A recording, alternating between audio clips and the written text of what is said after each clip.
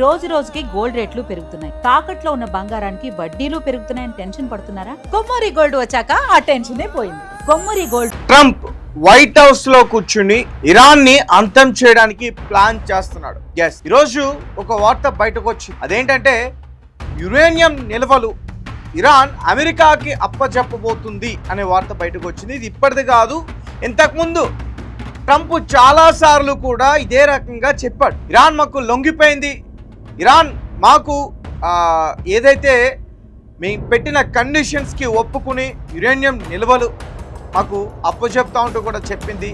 ఇలాంటి వార్తలన్నీ కూడా Trump truth social ఆ ప్లాట్ఫామ్ వేదికగా అతను పెట్టడం జరిగింది. సో దాని తర్వాత ఇరాన్కి సంబంధించిన నాయకులు, ముఖ్యంగా మోజ్దాబా ఖమేని, ఐఆర్జేసీ చీఫ్, వీళ్ళందరూ కూడా దాన్ని ఖండించారు. మేము లొంగే ప్రసక్తే లేదు, మేము యుద్ధానికి సిద్ధం, మేము యుద్ధం మాత్రమే చేస్తా ఉంటూ కూడా మరి హెచ్చరించారు. అలాగే హర్మోజ్ జల్ సంధి దగ్గర కూడా ఇప్పటి వరకు యుద్ధం వల్ల ఎంత ఉద్రిక్తత ఉందో, పీస్ టాక్స్ నడుస్తున్న టైంలో కూడా ఇరాన్ అమెరికాకి చుక్కలు చూపించింది. తాజాగా వైట్ హౌస్ నుంచి ట్రంప్ ఎక్కడికి కదలట్లేదు. దీనికి కారణం ఏంటంటే ఇరాన్ ఎప్పుడు ఎక్కడ ఎలా అటాక్ చేస్తుందో ఈ భయం.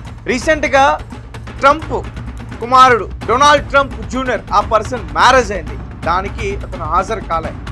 ఆ టైంలో కూడా అతను వైట్ హౌస్ లోనే ఉంటాడు కూడా. ఎందుకంటే వైట్ హౌస్ మాత్రమే అతనికి సేఫ్, ఇంకెక్కడ అతను వెళ్ళినా చేస్తాడు. ఎందుకంటే రీసెంట్ గా ఫ్లోరిడా ప్రాంతంలో అతని పైన ఒక అటాక్ జరిగింది సర్వీస్ చెక్ పాయింట్ దగ్గర. సో ఎందుకంటే రీసెంట్గా అతని పైన May 24 ఒక అటాక్ జరిగింది. సీక్రెట్ సర్వీస్ చెక్ పాయింట్ దగ్గర ఒక పర్సన్ ఫైర్ చేశాడు. వెంటనే మళ్ళీ వాళ్ళు కాల్చి అతన్ని చంపేశారు. అతను ట్రంప్ని అటాక్ చేయడానికి వచ్చాడు.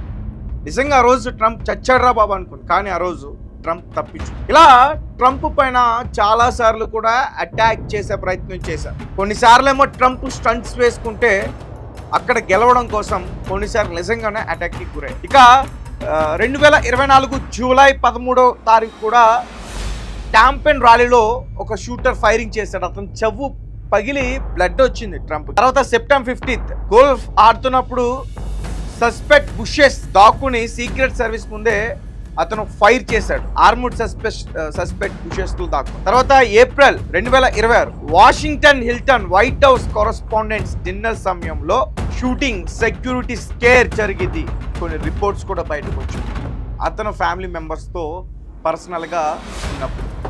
ఇలా ట్రంప్ పైన చాలా అటాక్స్ జరుగుతూ ఉన్నాయి. అయితే ఇవి నిజంగానే జరుగుతున్నాయా, లేదంటే ఇరాన్ పైన చేస్తున్న యుద్ధం వల్ల అమెరికాలో చాలా వ్యతిరేకత ఉంది. సో వారందరినీ కూడా బలి చేసి, అమాయకులను చేసి, అంటే తన పైన తానే అటాక్ చేయించుకుని ఇక్కడ అభినయ దర్శనం చేయించుకున్నాడు. అట్లానే మాస్టర్ సానుభూతి పొందాలి అని చెప్పి అలానే అటాక్ చేయించుకుని ఇతను ఒక గేమ్ ప్లే చేస్తున్నాడు. ఇంకొక పక్క ఇరాన్ పైన దండయాత్ర చేయడానికి మేము సిద్ధంగా ఉన్నాం, మా దగ్గర ఆర్మీ సిద్ధంగా ఉంది, ఇలాంటి వార్తలు కూడా వస్తున్నాయి. ఇంకో పక్క ఆర్మీ ఏదైతే సెలవు దినాలు ఉంటాయో అవన్నీ కూడా క్యాన్సిల్ చేశారు. ఇంటికి వెళ్ళిన వారందరినీ కూడా మళ్ళీ వెంటనే వెనక్కి పిలిపించారు, కేవలం ఇరాన్ పైన దాడి చేయడానికి. ఇంకో పక్క గల్ఫ్ కంట్రీస్ అన్ని కూడా ఇటు ఇరాన్ కాళ్ళు అటు అమెరికా కాళ్ళు కూడా పట్టుకుంటున్నాయి.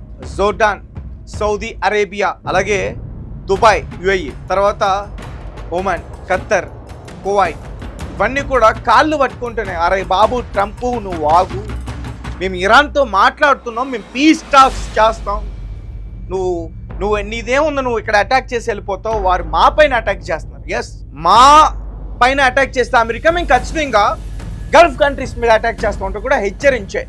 గల్ఫ్ కంట్రీస్లో ఉన్న ఇన్ఫ్రాస్ట్రక్చర్ కావచ్చు, మిలిటరీ బేసెస్ కావచ్చు, ఇంటర్నేషనల్ ఎయిర్పోర్ట్స్ కావచ్చు, ఆయిల్ రిఫైనరీస్ కావచ్చు, గ్యాస్ ఇండస్ట్రీస్ కావచ్చు, వీటన్నిటిపైన కూడా మేము అటాక్ చేస్తూ ఉంటూ కూడా చెప్పారు.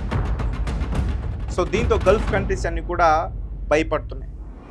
పెద్ద water purify plants, desalination plants, ఆ ప్లాంట్స్ పైన కూడా అటాక్ చేస్తూ కూడా చెప్పి ఆ ప్లాంట్స్ పైన అటాక్ చేస్తే చాలా ఇబ్బంది. ఎందుకంటే సముద్రపు నీరుని, అక్కడ ఎడారి దేశాలు కాబట్టి అవన్నీ సముద్రపు నీరుని శుద్ధి చేసుకుని వాటిని తాగుతారు వాళ్ళు. అలాంటి ప్లాంట్స్ పైన అటాక్ చేస్తే వాటి నిర్మాణం దగ్గరగా 15 సంవత్సరాలు పడుతుంది. సో దీంతో ఖచ్చితంగా ప్రజలు నీళ్ళు లేక చచ్చిపోతారు. సో దీంతో గల్ఫ్ కంట్రీస్ అన్ని కూడా ఇటు ట్రంప్ అటు ఇరాన్ మోజాబా ఖమేని అతనికి కనిపించట్లేదు కానీ ఒక రకంగా కాళ్ళు పట్టుకున్నట్టే గల్ఫ్ కంట్రీస్ అన్ని కూడా ప్రవర్తిస్తూ ఉన్నాయి. అయితే ఇరాన్ రెండో ఆప్షన్ రెడ్ సీలో ఉన్న ఏదైతే కేబుల్స్ ఉన్నాయో అమెరికాకి చాలా చాలా ముఖ్యమైనవి, వాటిని కట్ చేసే ప్రయత్నం చేస్తూ ఉంటూ కూడా హెచ్చరిస్తున్నాయి. ఎందుకంటే యెమెన్లో హౌతీస్ కూడా ఇరాన్కి సపోర్ట్గా ఉన్నారు, గన్స్ ఇస్తున్నారు, ఇంటెలిజెన్స్గా వారికి అన్ని రకాలుగా ఉపయోగపడుతున్నారు.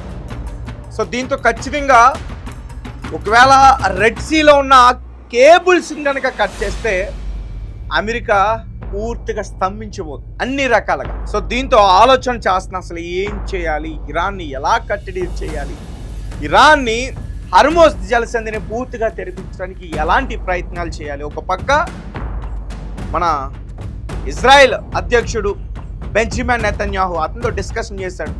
అతనేమంటాడు, నువ్వు అనవసరంగా ఆపు, అసలు అయిపోయేది మొత్తం కూడా పూర్తిగా మధ్యలో అనవసరంగా ఆపు అని చెప్పి ట్రంప్కి చివాట్లు పెట్టాడు ఆయన. సో దీంతో మొత్తం మళ్ళీ ఒక యుద్ధం స్టార్ట్ అయ్యే ఇదైతే కనిపిస్తూ ఉంది. ఒకవేళ అదే కనుక జరిగితే ఈసారి ప్రపంచ దేశాలన్నీ కూడా షట్ డౌన్ అయ్యే పరిస్థితి ఉంటుంది, ఎమర్జెన్సీని ప్రకటించే పరిస్థితి ఉంటుంది. ఇప్పటికే హర్మోజ్ క్లోజ్ అయి ఉండడం వల్ల చాలా చాలా ఇబ్బందులు ఎదుర్కొంటున్నాయి. భారత్ కూడా పెట్రోల్ రేట్లు పెరిగిపోయి చాలా సంక్షోభాన్ని ఎదుర్కొంటున్నాయి. అలాగే రీసెంట్గా ట్రంప్ యొక్క పద్ధతి నచ్చగా ఎవరైతే ఉన్నారో అమెరికా ఇంటెలిజెన్స్ విభాగం డైరెక్టర్ తులసి గబార్డ్ కూడా రాజీనామా చేసి వెళ్ళిపోయారు. ఇరాన్ పైన చేస్తున్న యుద్ధాన్ని వ్యతిరేకించారు. Director of national intelligence DNI Tulsi Gabbard రాజీనామా చేసి వెళ్ళిపోయారు.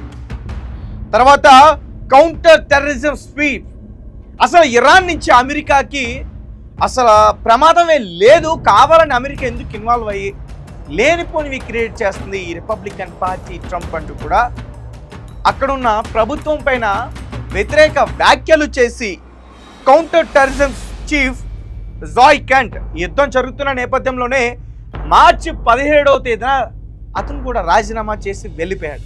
సో క్యాబినెట్ మినిస్టర్స్ వారు కూడా రాజీనామా చేసి వెళ్ళిపోయారు. అంటే ఒక రకంగా చెప్పాలంటే ట్రంప్కి ఈ ఇరాన్తో చేస్తున్న యుద్ధం వల్ల తీవ్రమైన వ్యతిరేకత వచ్చింది అమెరికాలో. పక్క దేశాల నుంచి కూడా ట్రంప్ని తిట్టుకుంటున్న పరిస్థితి. ఎందుకు చేస్తున్నాడో తెలీదు, కానీ యుద్ధం చేయడం వల్ల హర్మోజ్ క్లోజ్ అయిపోయింది. హర్మోజ్ క్లోజ్ అవడం వల్ల ప్రపంచ వాణిజ్యానికి గుండెకాయ లాంటి హర్మోజ్ జలసంధి క్లోజ్ అవడం వల్ల పూర్తిగా ట్రేడింగ్ ఆగిపోయి అక్కడి నుంచి ఇంపోర్ట్ చేసుకుంటున్న అవన్నీ కూడా ఆగిపోయి ఆయిల్, గ్యాస్, ఇక నిత్యావసర సరుకులు ఇవన్నీ కూడా ధరలు పెరిగిపోయాయి. ఇక భారత్ విషయానికి వస్తే మన రూపీ వాల్యూ విదేశీ కరెన్సీలో పడిపోయింది. సో ఇలా చాలా చాలా ఇబ్బంది. ఇక ఇరాన్ ఈసారి అమెరికా మా పైన అటాక్ చేయడానికి ప్రయత్నిస్తే ఆల్రెడీ అటాక్ చేయడానికి సిద్ధంగా ఉన్నాం, ఆర్మీ సిద్ధంగా ఉందంటూ కూడా చెప్తుంది. అటాక్ చేయడానికి ప్రయత్నిస్తే మాత్రం మేము ఖచ్చితంగా రెడ్ సీలో ఉన్న ఆ కేబుల్స్ని కట్ చేస్తాం, వారికి ఇబ్బంది పెట్టే ప్రయత్నం చేస్తాం. ఖచ్చితంగా రెడ్ సీలో కేబుల్స్ కట్ చేస్తే చాలా చాలా ఇబ్బంది అమెరికాకి.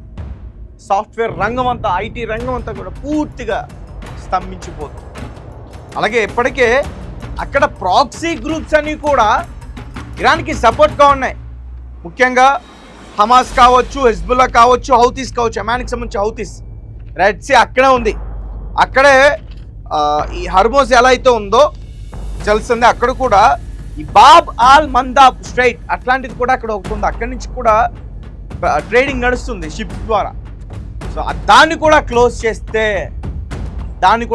చేస్తే ఇక అందరూ సర్దుకోవడమే. ప్రపంచ దేశాలన్నీ కూడా ఇక ఏం చేయలేని పరిస్థితి, ఎమర్జెన్సీని ప్రకటిస్తాయి దాన్ని కూడా క్లోజ్ చేస్తే. సో ఏదేమైనప్పటికీ ట్రంప్ పరిస్థితి చాలా దారుణంగా ఉంది. యుద్ధం చేయలేక, యుద్ధం ఆపలేక చాలా చాలా ఇబ్బంది పడుతున్న ట్రంప్. సో కానీ వైట్ హౌస్లో కూర్చుని అయితే మాత్రం కొన్ని కఠినమైన నిర్ణయాలు తీసుకున్నాడు. అవేంటంటే ఇరాన్ని ఇక మాట వినట్ల, పీస్ టాక్స్ సరిగ్గా చేయట్లా, యురేనియం నిల్వలు అప్పచెప్పట్ల, ఇంకో పక్క హెచ్చరిస్తూ ఉంది, ఇంకో పక్క ట్రంప్ పైన అటాక్ చేపిస్తూ ఉంది. దీంతో ఇరాన్ని అంతం చేయాలి, ప్రజల మద్దతును కూడా గెలుచుకోవాలని చెప్పి వైట్ హౌస్లో కూర్చుని ప్లాన్ చేసుకుంటున్నాడు. ఒకవేళ అతను చేసుకున్న ప్లాన్ ప్రకారం ఇరాన్ పైన దాడులు చేస్తే మాత్రం ప్రపంచ దేశాలన్నీ కూడా షట్ డౌన్ అవ్వడం ఖాయం.